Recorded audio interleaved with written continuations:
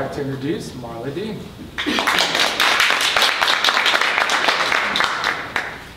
I was digging through a box of one of my many writings, and I found this short story that I had written many years ago. I don't know why I wrote it.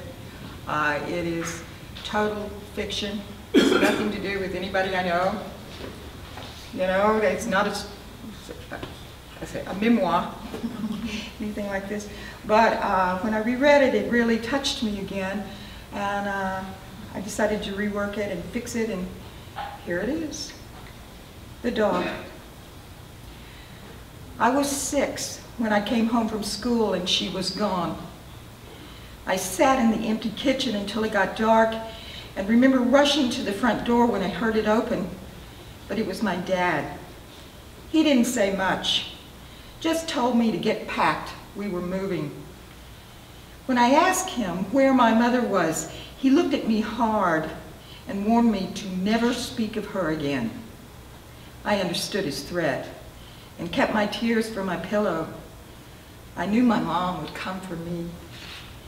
At first I told myself she was having trouble finding us because we moved around so much. Each day my heart would beat a little faster as I entered whatever house we were living in. I imagined her smiling at me and her smell, a whiff of cigarettes and roses. But gradually, I forgot what she even looked like. I'm not sure when I stopped expecting her to be waiting for me after school, but things were quieter after she left.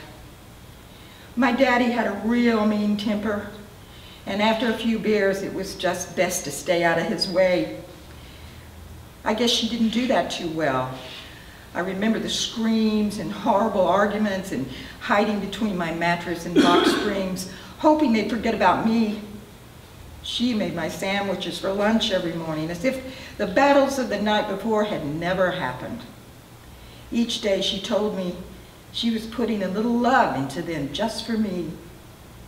I didn't blame her for making a run for it, but I wish she'd said goodbye. The summer of my 10th year, my daddy moved us into a rent house called a fixer-upper. It wasn't that old and looked like most of the places we had lived, an unloved house where no one planned to stay too long. The backyard was empty, weeds, no trees, and one of those small aluminum storage sheds shoved right up against the neighbor's chain link fence. Nowhere to run and nowhere to hide. It had already been a rough month since we arrived in this place. The beatings were pretty regular and he wasn't giving me a chance to run either. My dad got a job at a coffee packaging joint, a plant. His shift didn't start until late afternoon and he liked to sleep all morning. He'd wake me up when he got home from work around 4 a.m., yank me out of bed and start in on me about something. I guess maybe he was lonely too, and our only contact was through his anger. I discovered how quiet I could be that summer, but even when you are very careful, you can sometimes slip up. One morning I was fixing a bowl of cereal and dropped it. It landed on the floor with a loud crash and broke into a million pieces. I froze, but didn't have to wait long before hearing yells and curses from his room. I knew what was coming and got out the back door. I needed to become invisible fast. He was crashing around the kitchen and I heard him scream in pain. He must have stepped on the broken glass. Just as I hooked my fingers into the metal of the neighbor's fence and started to climb, I noticed a small space between the fence and the storage shed. I was skinny, even for a 10-year-old, and managed to squeeze into that tiny place. My back pressed up against the metal shed and I slid down, wrapping my arms around my knees, trying to make myself as small as possible. I closed my eyes and prayed to simply disappear. I knew he'd kill me if he found me. The back door slammed open and bounced against the side of the house with a crack. He was calling my name, cursing and yelling to the whole neighborhood what he was going to do when he caught me. I listened, waited, and then it got quiet. He started muttering something as he slammed back into the house.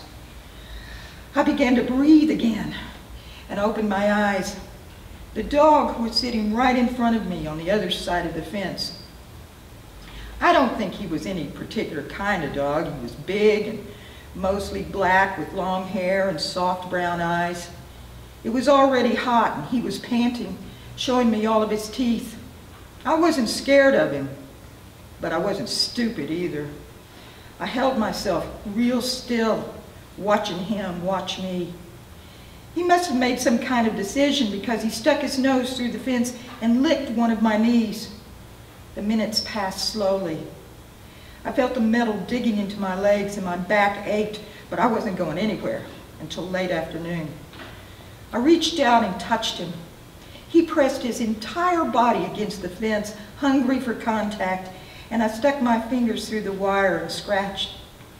I didn't know why I began talking, but I told him everything about my dad and my life. The words poured out of me.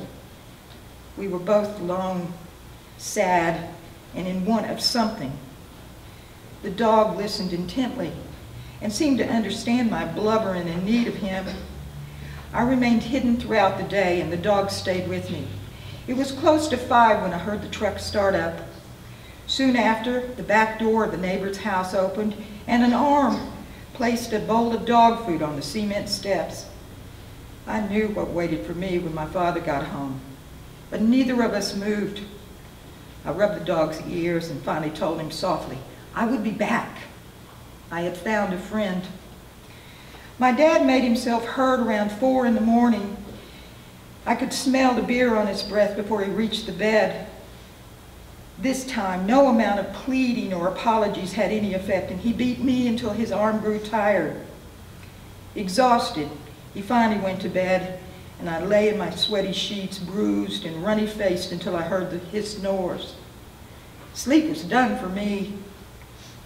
I filled a large glass with water, grabbed 2 hot dogs for my friend, and quickly crept out into the darkness. I was soundless. The moon had settled on the horizon, and the dead grass crunched under my feet as I crept into my hiding place. The dog was waiting. He was as silent as I. From that day on, neither of us were lonely. I never saw another person with the dog or heard anyone speak to him. Every day at 5, a hand would emerge to give him water and food, but I never saw the whole neighbor. My father and I greeted in passing, and our early morning interactions were sporadic. The dog was my secret, an escape. For the next 2 months, our pattern was set. And maybe for the first time since my mom left, I was happy. I'd come out early and talk to him about my dreams and anger. It didn't matter how hot it got, or even if it rained. He never tired of listening.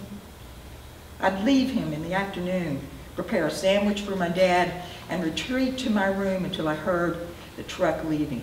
Then I was back out with the dog until I went to bed each night. I could hear him outside barking and whining if my dad was after me. If I cried or screamed, the dog responded, and it comforted me, knowing something cared about what was happening. I told the dog everything. One Thursday, my dad finished off a 6-pack before work. He grabbed my arm so hard I thought he was going to pull it off. He got real close to my face and told me how sick he was of me moping around. I didn't know what to say, but knew he was waiting for something. I asked him if he wanted a sandwich, and he slapped me so hard my ear was ringing. No, I don't want a goddamn sandwich. I want a new life. I want a do-over. I want... His screaming voice turned to a kind of moan. I watched him from the floor as he rocked, weeping, and pounded the walls. I understood his pain and wished with all my heart I wasn't part of it. He left me cringing in the corner and stormed out of the house. As I listened to the truck speed away, I hoped he would never come back. And the other side of me was terrified that he wouldn't. What would I do? Where would I go? I went out to talk it over with the dog. I felt really bad. My arm hurt and my face stung from the slap. The dog listened, and I pushed my face against the fence in his fur. I loved the dog more than I had ever loved anything. I held his head the best I could through the fence, talking to him close, eye to eye. I told him I didn't think I could take it anymore, and I knew he understood. After an hour or so, I decided we needed a snack and went into the house for a couple slices of cheese. I didn't know my dad had returned or notice him watching me through the kitchen window as I ran back to the shed. I found out later he was fired for being drunk on the job and had come home early. I was feeding the dog cheese when I heard the back door slam. Every part of me shifted into alert, and I knew the dog could feel my fear. He began to tremble with me. "Billy, get your ass over here!" His voice broke the silence. I heard the pop of the beer can, and his voice was rising now. "Did you hear me? God damn it, I said get your ass over here. I want to talk to you about feeding good food, food I pay for, to a stupid dog." I wasn't invisible anymore. He was coming down the cement steps and crossing the yard on the dry grass.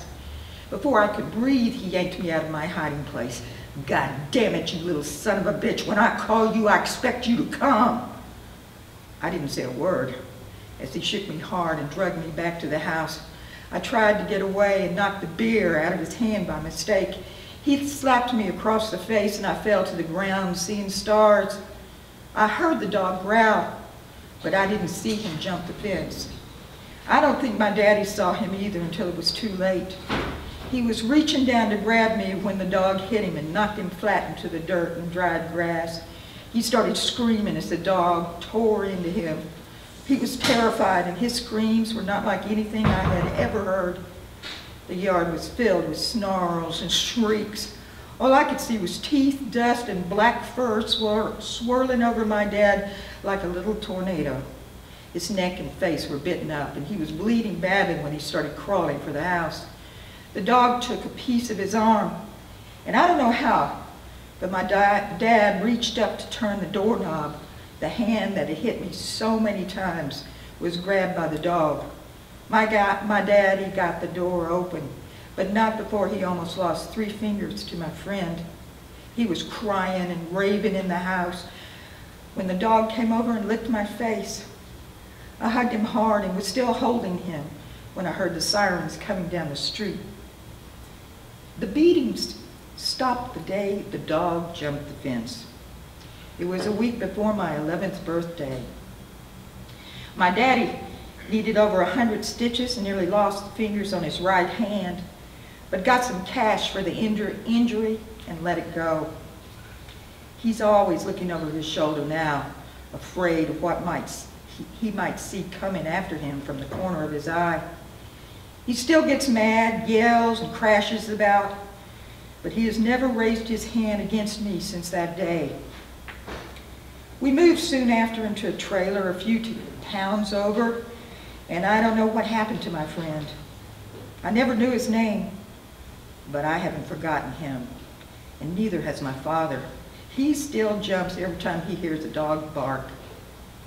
One day, I'll go back, maybe when I get a bike. It can't be that far, and I know the dog will be waiting for me.